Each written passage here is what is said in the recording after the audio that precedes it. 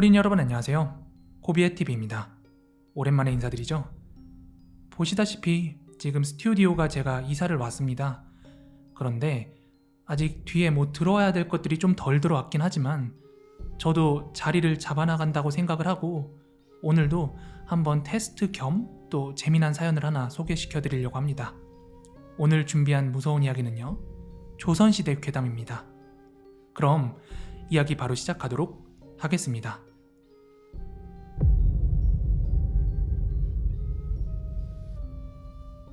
전 세계적으로 16, 17세기는 기상이변이 잦아 자연재해가 많이 일어나는 때였죠. 우리나라도 예외는 아니라 조선조 광해군 1년, 그러니까 1609년도에 충청도 연산 땅에 지척을 분간할 수 없을 정도로 흙비가 심하게 내렸고 그해 봄은 아주 극심한 가뭄이 있었습니다.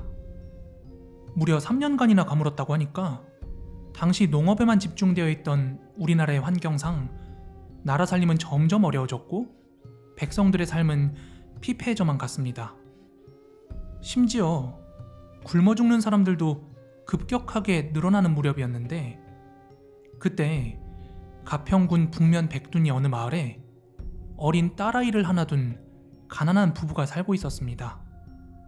세 식구 모두 굶기 일쑤였지만 불을 떼서 끓여 먹을 알곡은 하나도 없었습니다. 남편이 산에 가서 풀 뿌리며 칡뿌리 그리고 산열매 같은 것을 따오고 캐오는 것을 먹긴 했지만 그것마저 다른 사람들이 다 따가기 때문에 입에 넣을 수 있는 형편이 아니었습니다. 그런데 부인은 아이를 가져 이제 출산할 딸이 코앞이 되었는데 워낙 먹지를 못해서 이게 아이를 벤 건지 안 벤 건지도 모를 정도로 배는 아주 조금 불룩했습니다. 그러자 남편은 출산할 때가 다 되었는데 여기는 시어머니도 안 계시고 하니까 친정에 가서 아이를 낳는 게 어떻겠냐 이렇게 부인에게 제안을 했고 부인은 그러기로 마음을 먹고 친정에 갈 채비를 차렸습니다. 어린 딸은 엄마를 따라가겠다고 나섰지만 부인은 기운이 없으니까 딸까지 데리고 갈 수는 없는 노릇이었습니다. 왜냐하면 친정집에 가려면 고개를 하나 넘어야만 했거든요.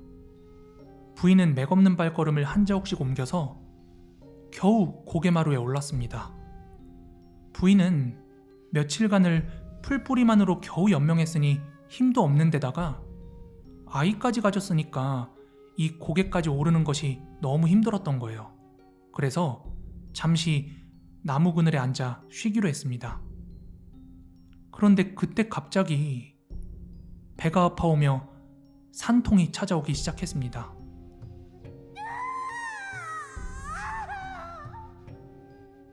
그럼 부인은 친정집까지는 가야 된다고 생각하고 일어서려 했지만 배가 점점 더 아파와서 도저히 갈 수가 없었고 정신을 잃을 정도로 아프고 힘겨웠죠. 그리고 온 힘을 다해서 아이를 낳았지만 결국 정신을 잃고 말았습니다. 그리고 잠시 후 부인은 정신이 돌아왔고 비몽사몽간에 눈을 떠서 옆을 보니까 아주 싱싱하고 큼지막한 고기 덩어리가 있는 것이었습니다. 너무 허기가 지고 에너지가 없었던 부인은 그 고기를 정신없이 뜯어먹기 시작했습니다.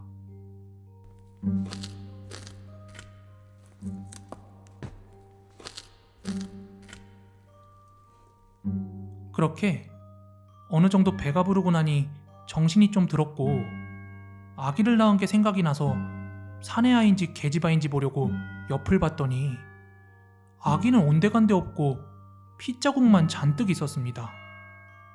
그 순간 부인은 자신이 뜯어먹고 있던 고기 쪽을 보게 되었는데 그건 다름 아니라 아기의 뜯겨진 시체였습니다.